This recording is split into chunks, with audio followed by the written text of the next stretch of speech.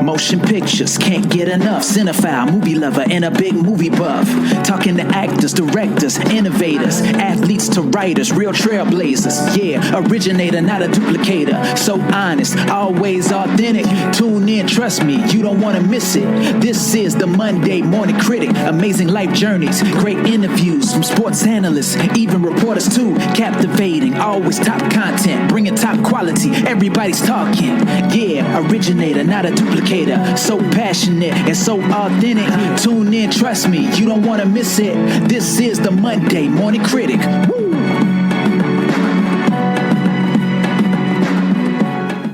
Welcome to the Monday Morning Critic podcast. I'm so happy you're listening, whether it's through download or streaming. It's a very special episode.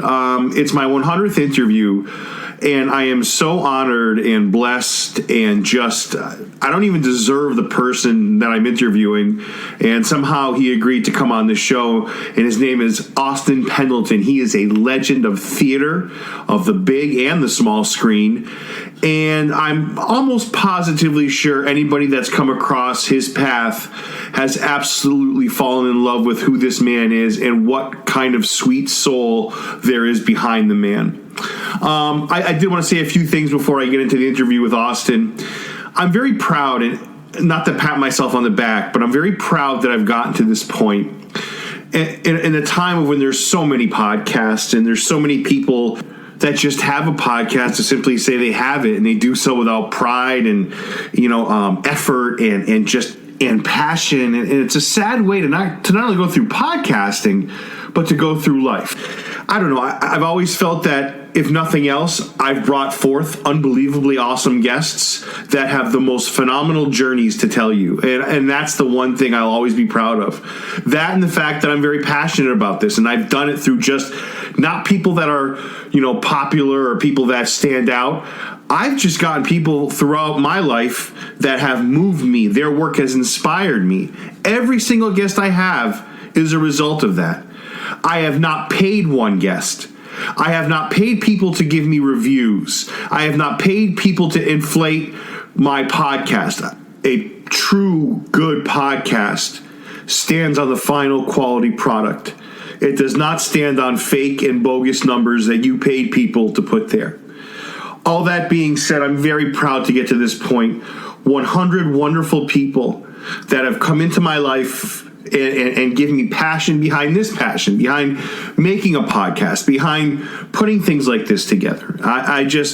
I'm so very grateful, and I know it's so generic because everybody overuses that word, and I sincerely am so humbled by everybody that's come on my show. Believe me, it's been very difficult because to get people that you love and admire, it's not always easy. So I want to thank all those people. I want to thank the wonderful Austin Pendleton. The intro's a little bit long. I want you to hear Austin and Russell Crowe in A Beautiful Mind. What a wonderful setup scene to this wonderful interview. I thank you for downloading. I thank you for streaming. I thank you for coming back. I have so much more ahead. You have no idea. And I have guests booked through the spring that are going to knock your socks off. Before I let you go, I did want to say a quick story. Austin's going to tell this better than I can. We assume and I'll just say actors because Austin is an actor. He's also a director. We assume we watch these movies. So Austin's in many movies, one of which is My Cousin Vinny, which is everybody's favorite. But I have to tell you what I never knew and what part of the blessing of getting to meet somebody, right? Because that's what you're doing. It's the equivalent of having a beer or a cup of coffee and just talking with this person. I never knew how much Austin early on in his life struggled with a stammer, struggled with a speech deficit.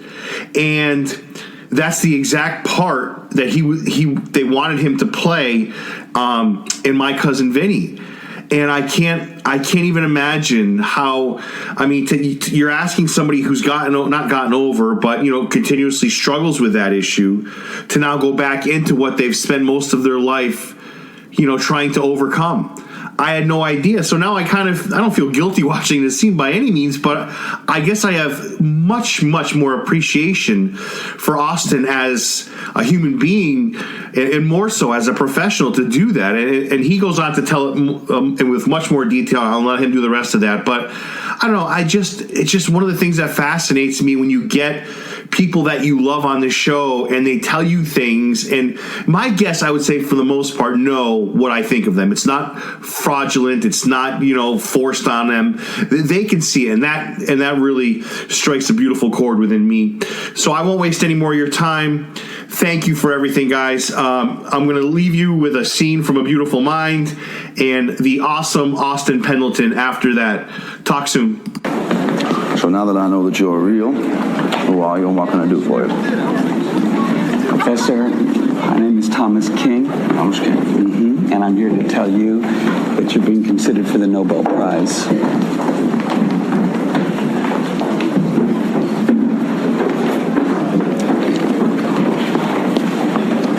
Forgive me, but I'm just a little stunned. Well, over the past few years, your equilibrium has become a cornerstone of modern economics. Wow. Suddenly everybody likes that one. Yeah. What about my work on some such projects on that manifold embedding? The application of your bargaining problem to FCC bandwidth auctions or to antitrust cases. Antitrust cases? Yes. I never would have considered that. Well. Have I just reached some level of honesty that borders on stupidity? No, you haven't. Because I wouldn't have thought of that.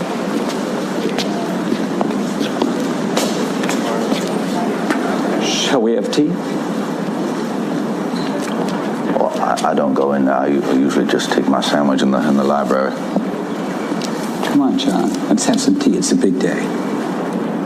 Well, most commercially available brands of tea are not suitable to my palate. You see, I'm not.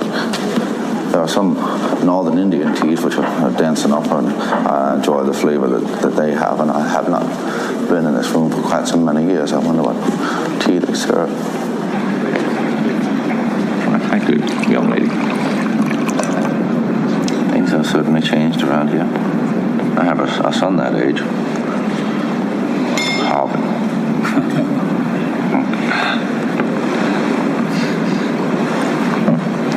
I would have thought the nominations for the Nobel Prize would have been secret. I would have thought you'd only find out if you won or lost.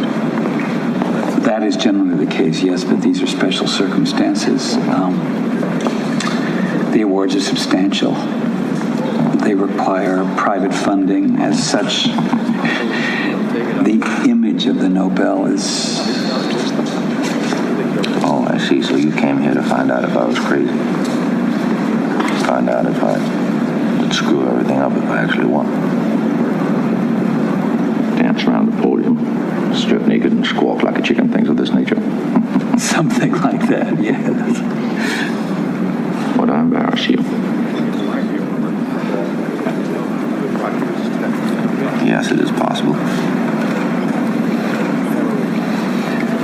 You see, I am crazy. I take the newer medications, but I still see things that are not here. I just choose not to acknowledge them. Like a diet of the mind, I choose not to indulge certain appetites. Like my appetite for patterns. Perhaps my appetite to imagine and to dream. Professor Nash.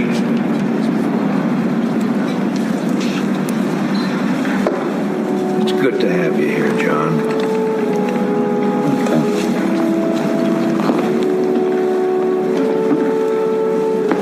It's an honor, sir. Thank you very much. A privilege, Professor.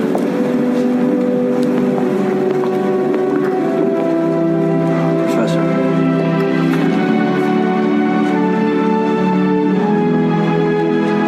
Nicely done, John.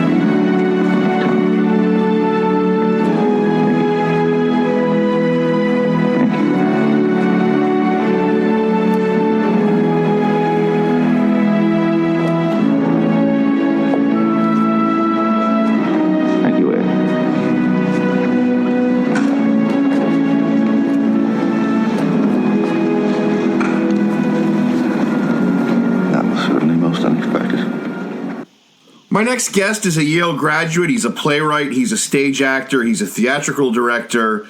Some of his film credits, and I do mean some, I handpicked these. These are some of my all-time favorites.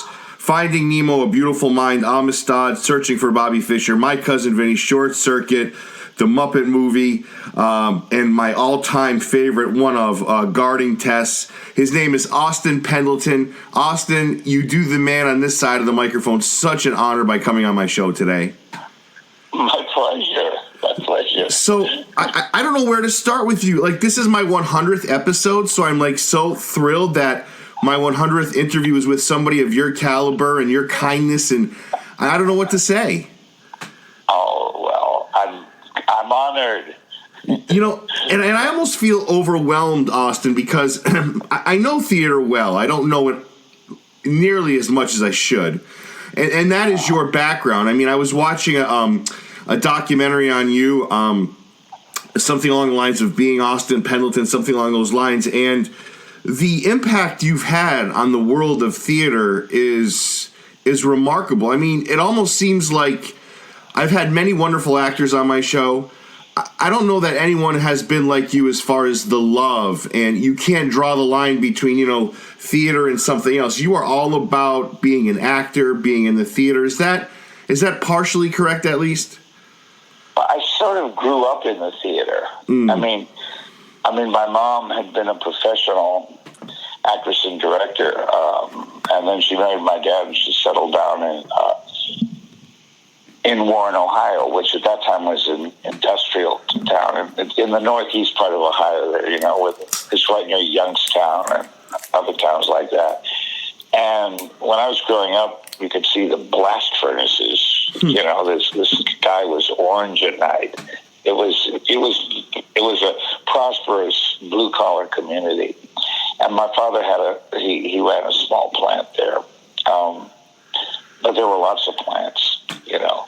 Right. Anyway, so after World War II, people in the town came to my mom because they knew she had a professional background, and so they were starting a community theater. So she joined it, and she helped them get it started, and then she worked there for 40 years. Wow. And she directed a play almost annually, and she acted in quite a number of them.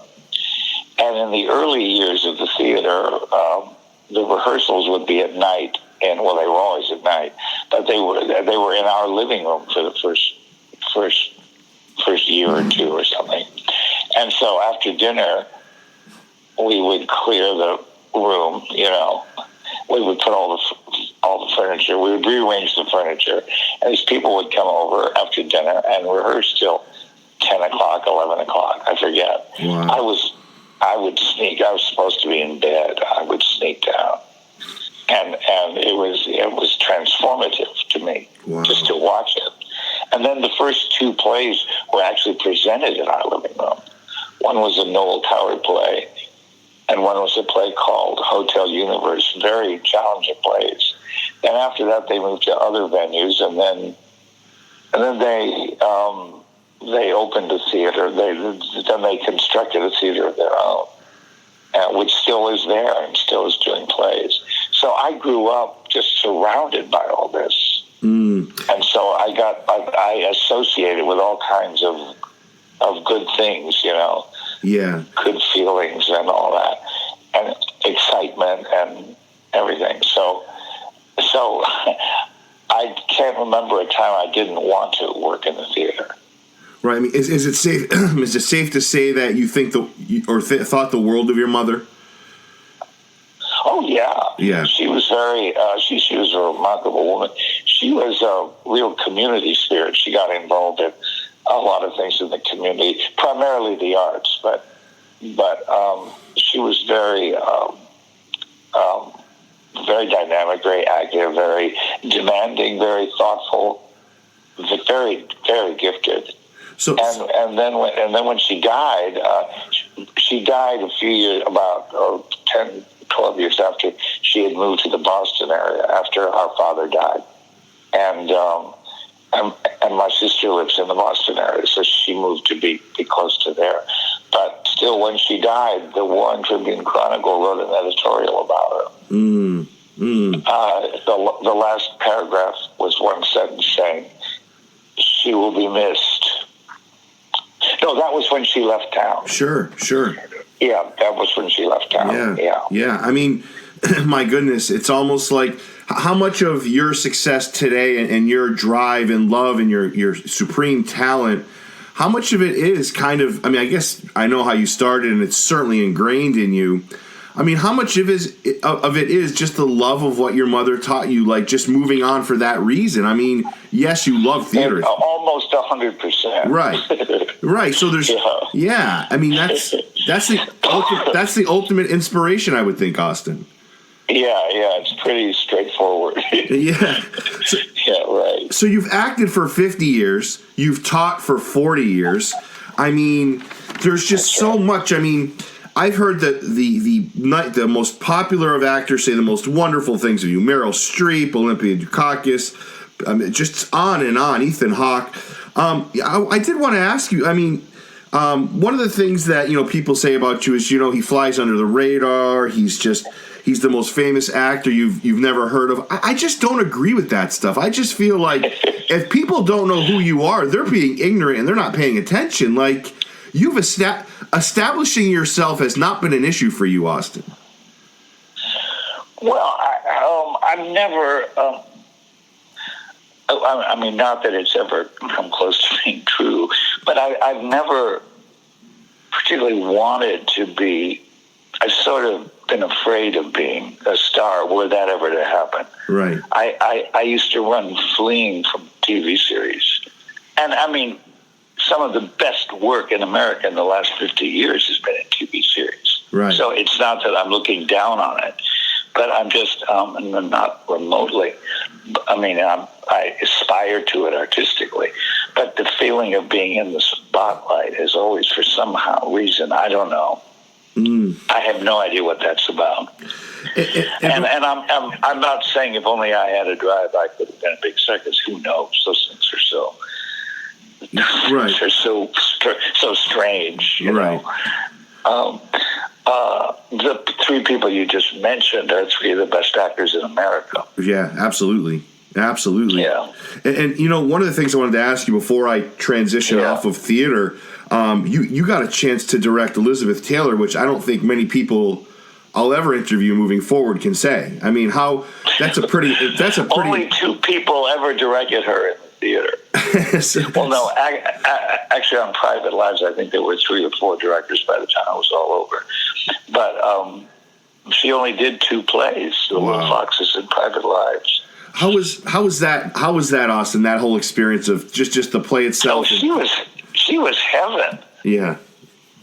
First of all, she'd never been in a play. She'd never been in a school play. She'd never been in a summer camp play. She'd never been to summer camp. She started acting. She was a movie star when she was like 9, and something like that. Wow. And she was. But she was when I was offered it, I had no qualms about her being in a play, because some of her best film work had been in material adapted from plays, and very demanding plays. Who's Afraid of Virginia Woolf, Cat on a Hot Tin Roof, Suddenly Last Summer, and so forth. And so therefore I knew there's a thing. When Ned Beatty was in Cat on a Hot Tin Roof, he talked about how actors who act in the, in a Broadway revival of it, he gave an interview about how actors in the theater have to think of the long arc of the part, and they have to do the whole arc of the part every performance. Whereas in film, film acting is demanding for a whole other set of reasons. I mean, film acting isn't easy, right? but it's if you're at all serious about it. But even if you're not serious about it, it's not easy. Right. But there's a particular demand, and because Elizabeth had handled roles with such long, complex arcs 3 or 4 times at least in the movies, taken directly from plays by major American playwrights. I thought, well, she'll be able to. I think that role in The Little Foxes, which is a challenging role, but not like Who's Afraid of Virginia Woolf. Just in terms of sheer endurance, just in terms of the amount of language, and Suddenly Last Summer and so forth. So there was always, in the movies, there was always kind of a bigness in her acting. I mean, she knew it wasn't too big for the screen, but it had a reach to it. You know, all the movies I just said, plus some of the parts that were written expressly for the screen, like all through her career, A Place in the Sun and Reflections in a Golden Eye and things like that. Right. I didn't think it was going to be a big leap for her, and it was not. Right. I mean, yeah, that's well said. And when I look at the people in theater that have worked with you, or that or that have been directed by you, you know, they call you the soul of American theater, unrecognized, unappreciated, always reinventing yourself, which is one of the biggest compliments you can get. Going where the work is, genuine and authentic. I mean, those words have to be. I mean, I hate when I speak from the heart, Austin, because it almost sounds like I'm patronizing. But if there's anybody that deserves a Lifetime Achievement Award, it's you, my friend. Like, I don't know. Like, you have done this. I've had 2 or 3 of those. Well, you probably deserve 2 or 3 more. I mean, my goodness. I always think that always. I mean, I remember once, you know, up at Williamstown, where I worked a lot for many years, the Williamstown Theater Festival. One time we put on a tribute to Elia Kazan, who came up for it, and all kinds of people spoke. I spoke because I'd not exactly been taught by him, but I was in a training program that he oversaw. And so I'd known him for years. But a whole lot of brilliant people talked. And then Kazan got up and said, "This is lovely, and I really appreciate this, and thank you so much." And but Lifetime Achievement makes it sound like it's over. And I thought that was so funny, and so I mean, he was genuinely appreciative. Yeah, of course. But I sort of like. I mean, Lifetime Achievement Awards are very nice. Yes. But, I don't feel a need for any more of them. Well, I have to say that Tom Hanks got one recently, so that hopefully. Well, there you go. Yeah, he deserves it. Yeah, well, as do you. But I'm sure he's plowing on. Yeah, he is, and as are you. I mean, you're plowing on as well. You know, and one of the people I wanted to ask you about who said the nicest things, you know, obviously from the outside, Austin, I don't know these people. I can make a guess on who's sincerely a nice person, and I was taken back by a few deaths when because I love the movies. Robin Williams was one, Bill Paxton is one, and Philip Seymour Hoffman was probably the third. And I know you knew him rather well. Am I off with that? Oh, yes, I did know him. I sort of, well, he used to say I discovered him and got him started. I mean, anybody who saw him audition for anything would have gotten him started.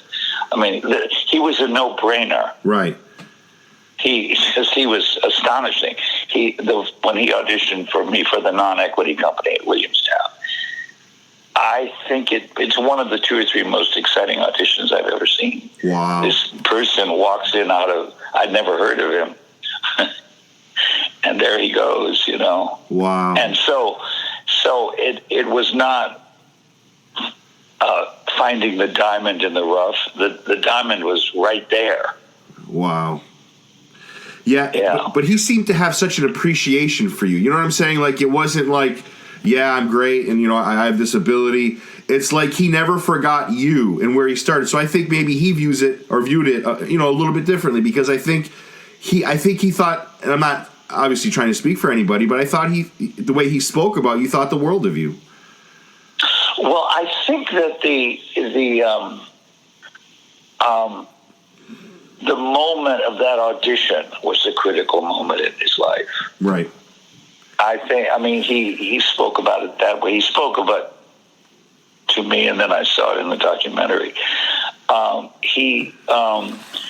there are moments in our lives when we're very vulnerable and we walk into an audition and it goes well and we're appreciated and it comes at just the right time.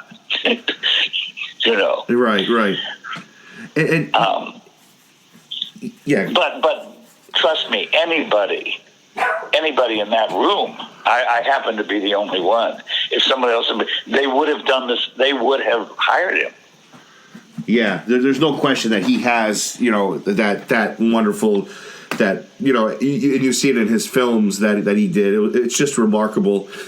You know, and I know you're a very successful director, you know, on stage and so forth. Do you find it difficult? I mean, you don't strike me as a difficult person in any way, shape, or form, but is it challenging to work for someone else in a capacity as an actor when you've done so much directing yourself? And I don't know. Oh, no, it's actually easier. Okay. Because you know what the director's going through. Right. Okay. So you know you. I mean, before I started directing, I think I was an actor who was a little hard on directors. But as soon as I started directing, I had a different perspective. Right. When I was acting, I thought, "Oh, this poor son of a bitch," you know, this poor person, what they're trying to manage, you know, and so I sort of relaxed as an actor. I thought if they were having a real edge with me, I thought it was probably because I deserved it. It lessens your paranoia as an actor. Right. If you have directed in the past. Yeah, and I usually ask that question in reverse because I don't usually have directors that are. I've had a few, but not that have been wonderful actors. You know, I think I ask that question in reverse. You know, like I've had a few people that have worked for Ron Howard, as you have, and usually it's you know, people who have directors who have acting experience. So it's always an interesting question to ask, and I'm fascinated by the answers.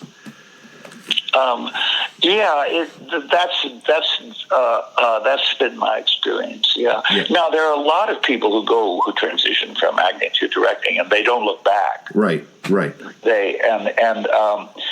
I think acting has a special significance for me because when I was a kid and into my teens, well, all through my teens, and even into my 20s a little bit, I had a terrible speech problem. Yeah.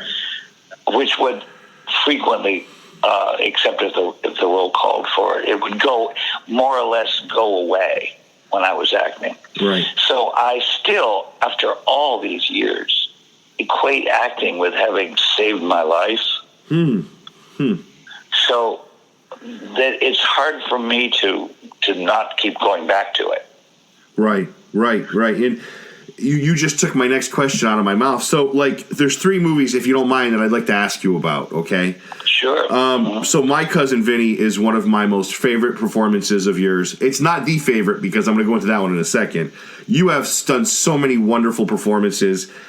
I was going to ask you because I read that you had a stammer when you were younger, and it was very difficult for you, obviously, as it probably should have been for many people, but they wanted you to play a part that you had been, I don't know the right words, that you just mentioned it, that was very difficult for you. John Gibbons. Yeah, they wanted me to play a part, the main feature of which was the very thing I went into acting to get away from. Yes. I mean, how difficult is that? That's got to be ridiculous. Well, it was very hard, and Jonathan Lynn, who directed it, has been a friend of mine since the late 1960s, and I love him. Right. And if it had been anyone other than he, and even then I tried to get out of it, but then he took me to a Greek restaurant, and over 2 bottles of Retsino one night, I agreed to do it.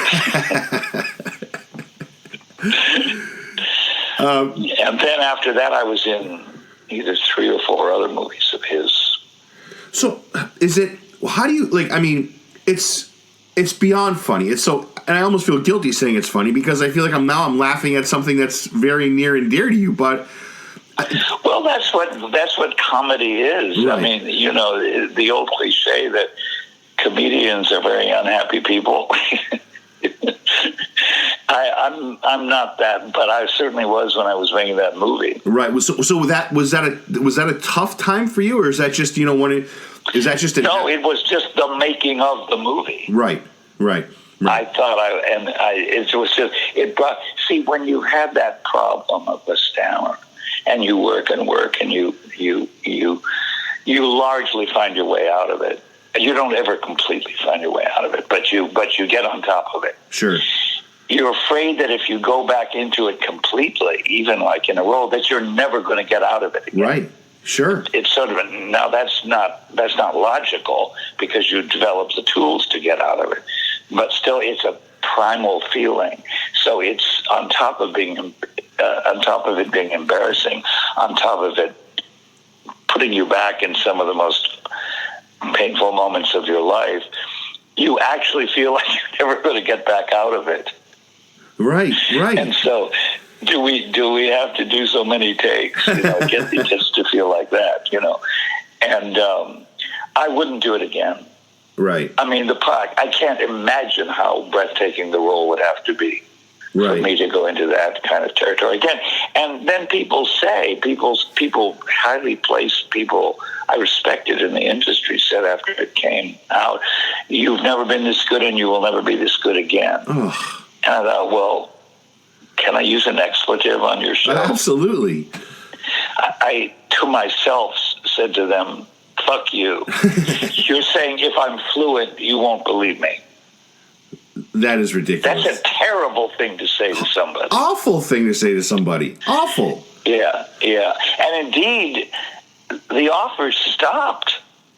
Wow. I would go up for an interview for a movie, and the director would say, "I really loved you and My Cousin Vinny," which became code for, "I'm not going to hire you." Wow. And so then after that, I made a cluster of movies over a period of about 2 years in the middle of the 90s, a few years after Vinny. And they were all like friends. I made 3 more Jonathan Lynn films. Right. And then I made one with Barbra Streisand again, and one with Whoopi Goldberg, whom I knew, and things like that. I don't think it was this, but they saw beyond My Cousin Vinny because we'd already worked together, all those people. Yeah. And then it kind of stopped, but you never know. After that, it might have stopped anyway. Film careers are, particularly for I mean, it had been true all my life. It would be a cluster of movies, and then years would go by, and then there would be another cluster, and there was no rhyme or reason to it. So maybe I'm reading too much into this My Cousin Vinny thing. But I do know that for a couple of, except for Guarding Tess. Oh well, thank you, thank you. And that was the next year. Yeah, and I was up seeing my mom in Boston. And my agent called and said, "Get down right away. We got an audition for you for Guarding Tess." I said, "What's Guarding Tess?" She said, "It's the movie we've been trying to get you seen for like something like 6 months, and they just wouldn't see you. But now they're desperate." So I said, "Well, if this is out of desperation, why should I even come down from Boston?" Right. She said, "Come down." So I come in, and then they were surprised that I got the part. So that was kind of a fluke. Right. But she had been. I hadn't heard about this. I didn't know that she'd been trying to get me. I didn't, as I say, I didn't even know the movie existed. And she'd been trying for months. Now I think My Cousin Vinny must have had something to do with that. Right. Because it's not a part I'm wrong for. But there was a reel for a while after that. There was. Except if it was your old friends, it was hard to get hired. And that is a thing they do, Yeah. It would seem to me, though, Austin, even by then... It's like the hit you never want to have. Yeah, and I have to say, though, I never knew that much, like, kind of, My Cousin Vinny was that impactful in both, had that much impact, but... I have to say, and you touched on this, I mean, Guarding Tess is not only one of my most favorite movies, it is one of the most underappreciated... I totally agree with that. I think it's a brilliant movie. But like I did so much research on your life. Like I know about you. I know, but I just really want to go above and beyond when I do my research. I have to say I have never seen a movie that, I mean, you did an interview I think with the EV Club, and they were going through some of your movies. No one ever brings up Guarding Tess. Like that was such a phenomenal performance all around. I love that movie. I think Austin. it's because, see, it's for some reason a forgotten movie. Whereas on the other hand, My Cousin Vinny, the whole movie of that is a classic. Right. I mean, it's like having been in Gone with the Wind, I mean, that's so many people's favorite movie. I mean it literally. So if you have a performance in that people, if you happen to have a supporting role in it and people think you do well, that their enthusiasm for the performance goes with the fact that they love the movie. There are people who watch that movie all the time. And except for What's Up, Doc, I'm not sure there's any other movie. I mean, a couple of movies for kids. Kids have watched them a lot, like the Muppet Movie or Shark Circuit. Right. But that kind of thing does not attach itself to Guarding Tess for whatever reason. And it's such. I mean, it's an equally good movie. Absolutely. As My Cousin Vinny. But like one that I loved that I was in. Then before it came out, it was going to be this big hit, and then it wasn't. Was one with Whoopi called The Associate. I love that movie. Good movie. I agree. And we were all so excited when it was about to come out. And I even said to myself, this is going to turn around the fixation with My Cousin Vinny. Yeah. But instead, nobody went to see it. Yeah. So that's the way that these things work. Yeah, and believe me, I'm not complaining. No, I can't believe. I'm just stunned that nobody talks about how wonderful. I mean, I've seen a ton. I've seen just about everything. Guarding Tess remains one of the sweetest, heartfelt, just a great story being told. And I just, for the life of me, and everybody in it is good. Yes, everybody's good in that movie. You believe that cast could have actually been those people. Like, there's no question. Yeah, totally. I wanted to ask you about two people. Nick Cage catches a lot of, grief for this or for that. He really is, he's an Academy Award winner, but I don't know, I think a lot of it's undeserved because I tell you, if people want to see a movie with Nicolas Cage that's just phenomenal, here's one right here. Yeah. He's brilliant. Yeah. He's brilliant. But see, that's one of the things that comes with fame. Right. I mean, it's like, who needs it?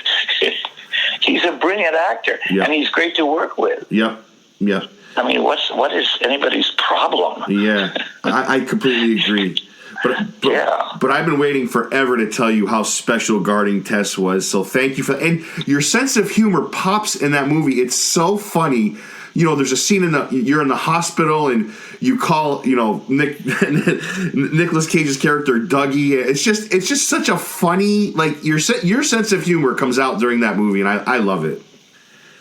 Yeah. Well, see, there's that scene as written. That's a very unusual scene for a movie because it is funny. It's also disturbing. Of course. Yeah. It's all these things at once, Yeah. And where My Cousin Vinny is just outright funny. Right. And really funny. All of My Cousin Vinny. Everything about it is great comedy. And Guarding Tess is partly comic, partly harrowing. I mean, it's everybody's nightmare, and I think particularly with the world the way it is today, that kind of subject is disturbing. Right. And it could happen to not just an ex-first lady. Sure. It could happen to anybody. Sure. And so that and the film makes you deal with it when you watch it. Yeah. So the very fact that one of the participants in this terrible thing that's happened is this eccentric guy who's a chauffeur. It complicates the way you look at everybody. Sure. Sure. Yeah. No. And so that's why it's not as beloved as some of the other movies. Well, and it's weird too, Austin. Because I'm saying that as a compliment. No, absolutely, and that's the way it's coming. Part of the reason it's not as beloved as some of the movies is that it's so good. Right. and how often do you see a relationship or a love or a bond that's this pure between Shirley MacLaine and Nick Cage? It's just like never. Like these two, they sincerely, they fight like a couple. They love each other. But not in a way like a husband and wife or a husband and husband or whatever would love each other. They're completely just, they think the world of each other. Where do you ever see that? Ever? You hardly ever see it in life. Yes. No, you do see it in life, but you never see it in a movie. Right. You know what? You see it like in French movies. Right. Some of the great French movies have that. Yeah. I can't think which ones, but I know I've seen it. Right. You know, it has a European feeling, that movie. Yes. And you know, my last thing about this is when I swear I probably have seen this. It's on when I go on the treadmill. It's one of the 2 or 3 movies I always watch, and every time they call back the helicopter to put oh my God, Austin, I swear I tear up like crazy. I'm in love with this movie. I'm in love with it, and you were amazing in it. Thank you. Yeah. So speaking of amazing, I have one more for you here. I mean, you're amazing in so many. So A Beautiful Mind. So, I mean, yes. Does it matter to an actor, right? So your part in this movie comes at the most dramatic time possible, right? So do you know that when you go through it as an actor? I mean, does it make a difference to you? I mean, this is one of the most, this character, Russell Crowe's character, has been suffering. He's gone through hell and continues to go through hell. But here is the one redeeming moment. Here's that one little bit of that ray of sunshine, and you're a huge part of that. Does it matter when you're in a scene like that? Does it change the effectiveness for you? Well, first of all, when you're in a movie, you haven't seen the rest of the movie. Right. And so it's not like being in a play where you sit and watch and you're aware of the whole thing. So, I mean, I'd read the script, and the script knocked me out. That device that the writer uses in that script is astonishing. Right. Where what it feels like to be schizophrenic is dramatized in that movie. Yes. And to the point where you have his experience. It's in the audience. So anyway, but when I'm shooting, I was on that movie for one day, and it was a very incredible day. Because I'm in 3 scenes. First of all, I was acting out at Steppenwolf as Uncle Vanya in Uncle Vanya, and we had our big 12-hour rehearsals all weekend. And the day off was a Monday, so they flew me late Sunday night from Chicago to Philadelphia. And then the scenes, of course, were shot at Princeton, and this was in June. So then I got into the hotel in Princeton at 1 a.m, and I was supposed to be in the lobby of the hotel to start shooting like at 6 a.m. So the first scene was the scene where we meet, a 2-minute scene. And I was so tired, I kept calling him by my character's name. They kept having to reshoot. And Russell, whom I'd never met, thought this was funny. So, I mean, a whole lot of people. He was also getting up, and he had to be in this old man makeup, so they had to have him even earlier. And then there's the scene. So we finally got a take of that was usable. If I'd been in better shape, we could have gotten it on the first tape. But anyway, I mean, it's not a big challenge to actually say the correct name of the character you're talking to. But I kept calling him by other names. And then, thank God he thought that was funny. Because he would have been well within his rights to not be amused at all by that. And then came the nightmare scene, where we're walking across the campus, and again, it's in June, and he's in old man makeup, and I'm in a suit and everything, and it's hot and humid, that is one of the hardest scenes to play I've ever played, where I'm telling him everything he already knows, all his awards and everything he discovered as a mathematician. And it just, and I would say to Ron, I couldn't do it. And I kept saying to Ron Howard, we have to have this scene. He knows everything he's achieved. Why am I telling him? Right. and Ron said the simple truth. He said, there's this thing called the Mathematical Society of America or something, that they insisted on this scene so the audience would know exactly what, everything this man had accomplished. Okay. Yeah. So finally we got to take on that. It's not a very good scene. I'm not very good at it. So then we went to, then in the late afternoon, we went into the dining room scene, which first of all was cool. Right. It wasn't hot; it was air conditioned, and by this point, both me and Russell are so tired that we didn't know what to do. And I thought, now is the big scene. Now is the scene, which is the reason one would play the part. For me, so they did a close-up of him, and he was breathtaking. Wow. And I thought, now they're going to turn the camera around and do a close-up of me. But instead, because of the logistics, they then had to spend 6 hours shooting from every angle, all those professors coming and putting pens on the table. Oh. Close-ups of each of them, close-ups of me and of Russell, an overhead shot of the whole thing. It took 6 hours. Wow. Finally, it's about 11:30 at night, and this has been going since 6 in the morning. And now it was my close-up, and I thought, I literally can't do it. I should have never done this movie, because now I'm not going to be any good at all in this scene. I just can't. I'm too tired to even think, let alone talk. And I'm not good in that outdoor scene we just shot. I'm not particularly good. And this is a disaster. And they told Russell, you can go back to your hotel room. We've had a long, exhausting day. We'll have someone else sit off camera and say your lines. And Russell Crowe said, no, I got to be here for Austin. Wow. I said, you don't have to, honestly. He said, no, that's what I'm going to do. Not only did he sit off camera and say his lines, he played the scene, and you remember the scene where he breaks down about his illness. He played it as fully as he had played it 6 hours before. Wow. First of all, that's superhuman. Right. And secondly, the generosity, and they got my performance in one take. Wow. It just so people say that I think it's one of my 2 or 3 favorite scenes in any movie that I've been in, and people compliment me. I say, it's Russell Crowe's performance. It was like I had a scene in Mr. and Mrs. Bridge with Joanne Woodward. It's her performance.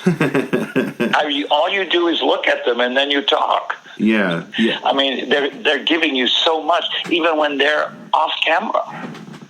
Yeah. And that separates the giants from,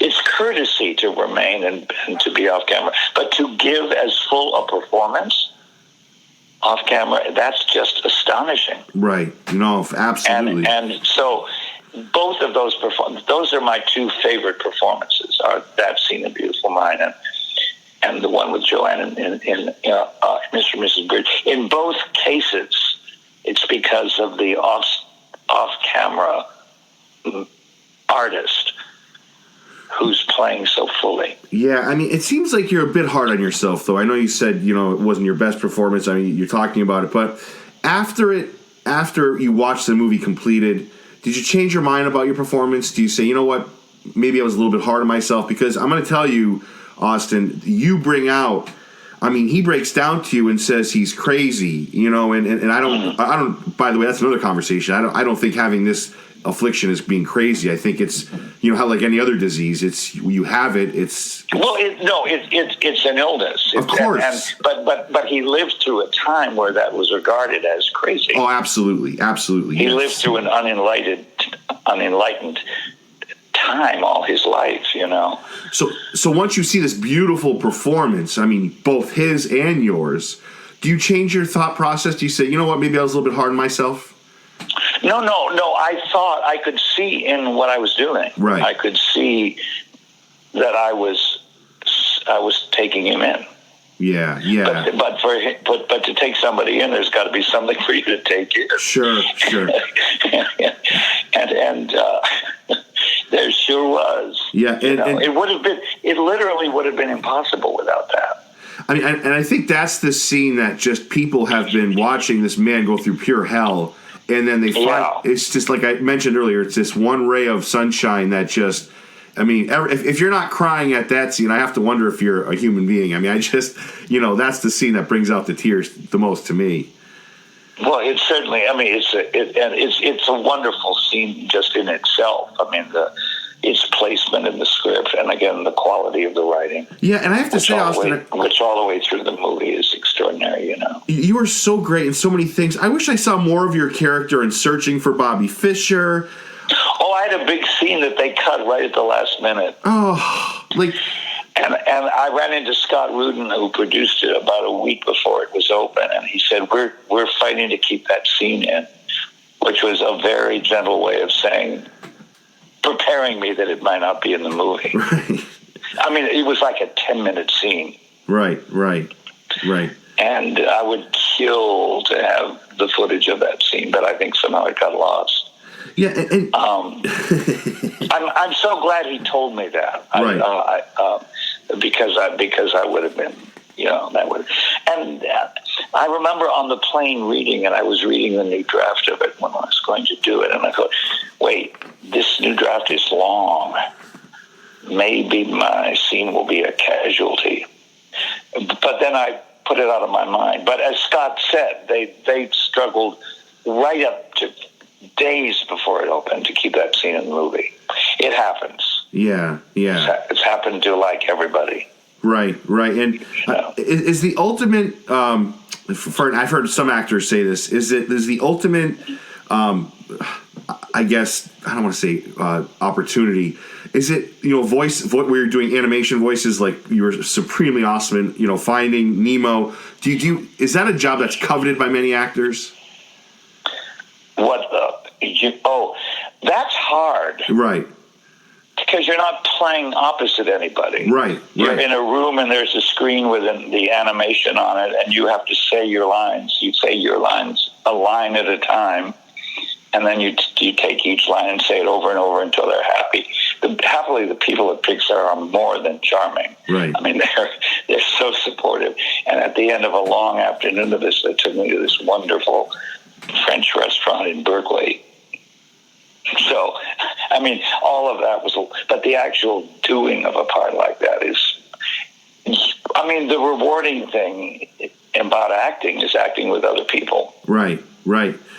And you don't get to do that in a situation like that. So it's just the logistics of it, Right. You have to envision a scenario because you have to be not only on with your lines, you have to be in many cases very animated. You have to. Yeah. So that. Yeah. And you're responding to something that is not in the room with you. Right. So you have to invent it. When you're acting with any good actor, but you're acting with Russell Crowe or Joanne Woodward or Barbara Streisand. When she's off camera, she's electric. Right. If you can't act with her, you should hang up here.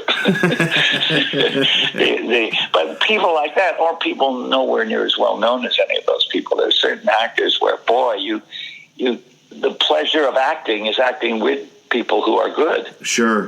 Sure, yeah. I mean, and you've acted with you mentioned some amazing people. I mean, is there, even though you're accomplished and you've done some marvelous things, Austin, is there more pressure with a Barbara Streisand or a...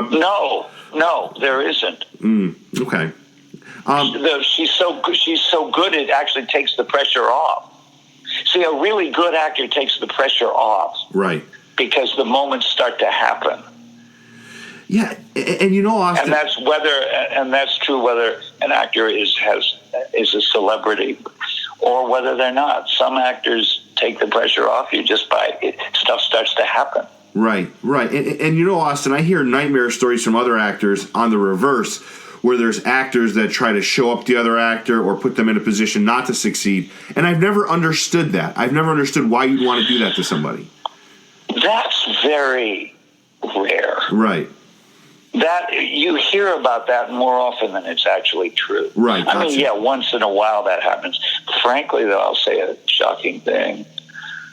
Sometimes it's true because the actor who's being outshone, how shall I put this, isn't very good. And then you start to hear, I was, screwed. Now, every once in a while, a perfectly decent performance is compromised by another actor. It's happened so rarely in anything I've ever been involved with, even when I haven't been in the scene or something.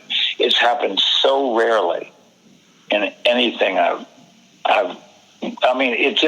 it's one of those things that has there are problems, but that's usually not one of them. Right. And you've done, as I mentioned, 40 years plus teaching, which is amazing. What's the question you field quite often, Austin? I mean, I imagine you're teaching people that are well along, or I think. They're everything from experienced actors to beginning actors. Oh, okay. What's the question that you field most often, or is it just a variety of questions depending on where they are in their acting careers? It's funny. It doesn't depend on where they are. Everybody asks basically the same questions. Like if they're confused in a scene, they say, "Why am I doing this? Why would I be doing this at this moment?" I directed this play that opened last night in Westport Playhouse in Connecticut called 1,000 Pines, which is a breathtaking play. And there are 6 actors in it. And it's one of the best casts I have ever worked with. Wow. Ever. And the material is highly demanding. They ask the same questions that any other actor asks. Okay, why am I doing this right now? And then you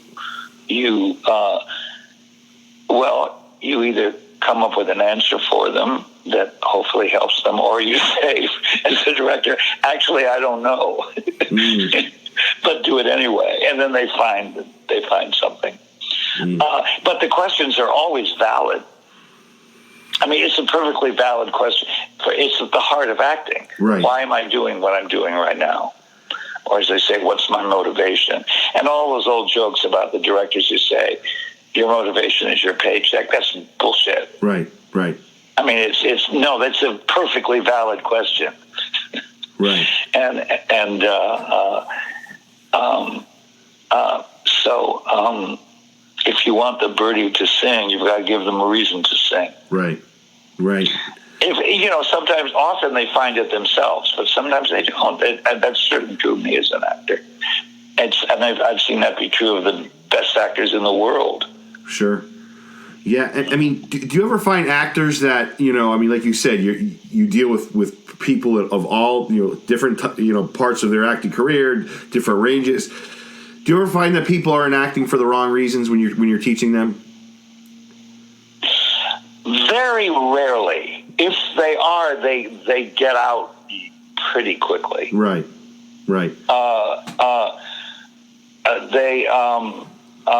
If they're in it for the fame, and the fame alone, and the fame is the reason. Right. They quickly learn that it's harder than that. Yes. And besides, fame is the most unpredictable thing in the world. Sure. It's like how many movies I made 200 or something. I don't know. Wow. Actually, more than that. Okay, if you took away 5 of those movies, I would be much less well known. It's that capricious. Right. When I met with Barbara about being in The Mirror Has Two Faces, she said, first thing she said to me was, you remember how we thought that other one, by which she meant What's Up Doc, while we were making it, we thought it was going to be hopeless. It was a very hard shoot. It's such demanding material because you have to talk so fast. It's that Howard Hawks thing that Peter Bogdanovich won. Now he carried it off brilliantly. So when you saw the movie, you thought, oh my God, it works. But she reminded me, we all thought this was going to be this huge flop while we were making it. We all got along very well with each other. It was a very great communal experience.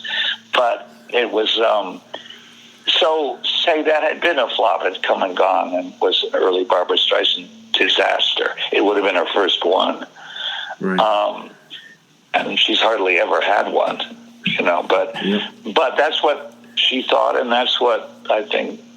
Now, say that had happened, that had been the flop we were afraid, that say my cousin Vinny had never happened or hadn't worked, or and A Beautiful Mind say I didn't say that that scene didn't spark to life, that did, as I say, in my experience, quite because of Russell, it did. Right. At 11:30 at night, and it just sat there and been flat. Take about 5 instances like that. Right. And we wouldn't be having this conversation probably. Right. I mean, I'm exaggerating a little bit. No, but I hear what you're saying. But it's that capricious. Yeah. Yes. Very thin line. Yeah. Yeah. Any actor will tell you that. Right. That thank God a few of the movies worked, or thank God the TV series worked. For every TV series that works, there are many others that come and go and like they never happened. Yeah. And theater we won't even discuss. Right. I mean, some of my best work in the theater, or what I'm told is my best work, I don't know. I don't know what my best work is. I don't think any actor does. They know what they think is their best work. But some of it has been done in attics, in showcases for 16 performances. Yeah. And so if you're in it for the fame, you are risking your sanity almost literally. Right. Yes. Yeah, and that's the opposite of who you are, because say all those things didn't happen, like you said. I still know from your experiences with your mother early on and loving acting. Oh no, I'd still be doing it. Yeah, you would. But that's not the question. Right. I would certainly be doing it. Sure. But because it's built into my DNA and my early struggles and all of that. But I wouldn't be anywhere near as well known, which I mean, I think somebody told me early on, the great movement teacher and choreographer Anna Sokoloff. Yeah. I was in the Lincoln Center training program in the early 60s, and she was the movement teacher. And she would, and I one day I came in, she said, "You're off today in your exercises. What's the matter with you?" She was a magnificent woman. I said, "I got fired last night from the play I was in." She said, "So?" And that was one of the most clarifying moments. Yes. She said, "It's about the work, Austin. Yes. It's not about the ups and downs." Yes. I think that went through me like a bolt of lightning. Yes. And when I mentioned like your love early on, you're at the opposite end of that question. You're somebody who's into acting because they are hook, line, and sinker. It's ingrained in you. You love it. But, and that's and I've had other actors say this too, even if you don't get to where you'd like to be, if you love it, if you enjoy being an actor, if you enjoy doing that, I mean, you're never gonna lose your sanity. You're never going to, because it's something you love doing. Yeah, that's right. And so the important part of that equation you just said is there shouldn't be a place where you would like to be, right. except simply working. Right. Well said. It's that I've got to be to this point by this point. I've seen that drive people crazy. Right. And you try to say to them, it doesn't matter. And because of something in their history or something, they felt the need to set a certain kind of goal. Yeah. And see, I have something that I have had the piece of luck that many actors don't have. My parents totally supported my desire to be an actor. Right. I mean, they were behind it. They didn't resist it. They didn't question it. And in my case, as a young person, there was all kinds of reasons to say, Austin, you can't go into this. You can't talk. But they were always emotionally totally supportive. There was never a moment where they were not. Even when there were moments in my life when my career kind of fell apart and I couldn't get work for years and so forth. They didn't. Now, a lot of actors, even when their parents love them, they get worried and sometimes even disapproving of that pursuit. Mm. And then I know actors whose parents have been supportive the way that mine were, and all of them say, God, are we lucky? Right. But see, if you have the pressure, I've got to prove to my parents this is valid, then you start to set those goals for yourself. Yeah. And the industry laughs in your face. Right. And I never even thought of asking you this question. You just brought it up. How did Mom react to your stammer early on? Did she help you get through it? Did she She says, you go to school and speak up, even if it takes 5 minutes. She was like Cher in that wonderful movie Peter Bogdanovich made. I think it's called The Mask. Mask, yes. It's one of his best movies. Oh, great movie. And he's made a lot of great movies, and that's one of them. And Cher, the way she says to that kid, you go to school. I don't care how you look. Yeah. Boy, did that was accurate. Yeah, great movie, by the way. Yes, good call, Austin, on that. Yes. Yeah, and she was like that. Yeah. And then when I was really starting to get into it professionally, she said, "Now you got to work on this.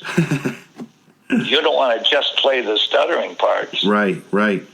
And so I worked on it quite hard, and I got some great speech teachers and voice teachers. I took singing lessons and all that.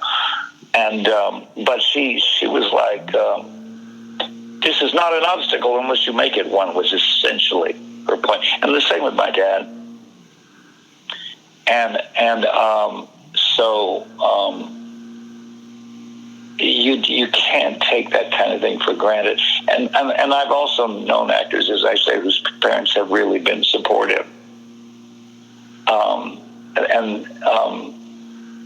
It helps them. Right. It helps them when they're famous. Sure. It helps them when they don't become famous. Right. But they continue. Yeah, and it's amazing. I hear your story. You hear stories about, Tom Cruise and his dyslexia. It's amazing how many people assume that people just walk on set. There's no work to be done. They just kind of walk into acting. Never mind how tough it is to be an actor in general, but to battle a stammer, to battle dyslexia, to battle learning disabilities. My God, and there's a lot more of it, Austin, than I think people know. Yeah, and some people just have terrible stage fright or fright of being in front of the camera. Right. I mean, I used to have that. It was because of the stammer, but other people have equals. One of the things that really opened me up was I would observe actors being as frightened as I was, and they didn't have a stammer. Right. And I thought, that made it all much more manageable. Right. There's lots of reasons to be scared of acting. Yeah. You're not a freak if you're scared. That's true. Yeah. So that was very liberating, just to be aware of that. Right. And Austin, I used to tell my actor guests, and I stopped saying it, but if I was an actor, I think maybe I could pull off a line in a movie or a TV. I mean, I'm not. But I got to tell you, going up in front of people in a live audience where to me, stage fright would scare me to death. Like, I would be frozen with fear. Oh, you're totally right. You're totally right. My last question to you is this. I can't let this go. You were so wonderful in Oz, and I have to tell you, I loved you. That's one of my favorites. Yes. How do you do it? How do you go from being this loving guy to this this guy in Oz? Like, how do you do it? It's amazing. Well, in one word, this is a big acting teacher word. Yeah. Circumstances. You just say, you try to imagine, you make an exhaustive sense of the circumstances of the person's life, and particularly their life at the moment these events take place. And you say, what if I were in those circumstances? And then you extend it to other things of the characters too. If I were born in such a place, how would I behave? You just say it's all in the circumstances. Right. And it's the bedrock of all the teaching. Uta Hagen and Robert Lewis and Herbert Berghoff and Lee Strauss. I just mentioned the names of the three acting teachers I had. Wow. And but there are others too. I mean, there's Lee Strasberg and Stella Adler, and often they are at war about how to teach. In the basics, they're all the same. Right. Circumstances. It's the basic principle of acting is what is your objective, what is your need as a character, and what are the obstacles to that need. So you deal with everything as your character that is an obstacle to what you want. Right. And that, to use Uta Hagen's word, triggers you into behavior. Yeah. It's that absolute a structure. Yeah, there's no mystery to it. Yeah, and I've heard people mention, and this is my last question. Thank you so much, Austin, for giving me all this time. It means the world to me. My last question is: I've heard when I ask people about their mentors, actors especially, I've heard everything from high school teachers to the three unbelievable names you just mentioned. Does an actor have to have a mentor? Do you think it's crucial in the process of honing that pedagogy, of really getting into, acting? Well, one of the greatest actors I ever acted with was George C. Scott. Yes, Patton. Who never had an acting teacher. Wow. So, I mean, he was breathtaking. And he was also very generous, Right. There are no rules in this thing. Right. No. It doesn't hurt to have a great mentor. But is it a complete necessity? There's no way of proving that. Right. No, you're right. And it seems like, everyone has their own path. But before I do let you go, Austin, I want you one more time, and you mentioned this, to promote your the Thousand Pines play and where it is and how people can go and attend. A Thousand Pines by Matthew Green. It's at Westport Country Playhouse. It was in previews last week. It opened last night. It's breathtaking. And it's at the Westport Playhouse in Westport, Connecticut for 2 more weeks through November the 17th. Austin Pendleton, you're a hero of mine. I love you as an actor. I love you as a person. You're just a good human being. Thank you so much for coming on the show today. Thank you. This was a blast.